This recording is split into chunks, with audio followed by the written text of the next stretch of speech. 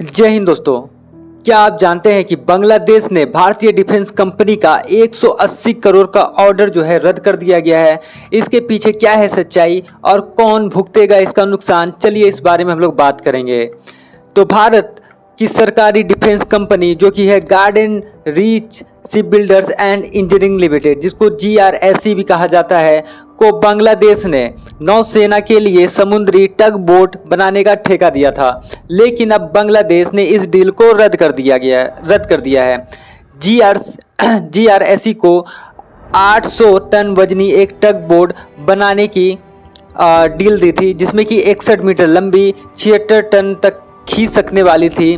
और यह टग बोट बांग्लादेश की नौसेना के लिए बहुत बेहद जरूरी मानी जा रही थी। ये जो डील है वो जुलाई 2024 में भारत द्वारा दिए गए $500 मिलियन के डिफेंस लोन के तहत दी गई थी, जिस समय शेख हसीना बांग्लादेश की प्रधानमंत्री थी। लेकिन उनके हटने के बाद भारत और बांग्लादेश के बीच में आपको मालूम है कि खटास आ गई है। और नई जो अंतरिम सरकार ने फैसला तब लिया जब भारत ने बांग्लादेश के रेडीमेड कपड़ों और फूड आइटम के आयात पर बंदरगाह में प्रतिबंध लगा दिए। माना जा रहा है कि बांग्लादेश उसी का ये जवाब दे रहा है। लेकिन बांग्लादेश ने कहा कि GRSE ने के साथ आपसी सहमति के साथ टेंडर को रद्द किया है। लेकिन यह कदम रिश्तों की खराब स्थिति को और ज़्यादा उजागर कर रहा है, खासकर तब जब बांग्लादेश में धार्मिक और राजनीतिक ध्रुवीकरण बढ़ रहा है।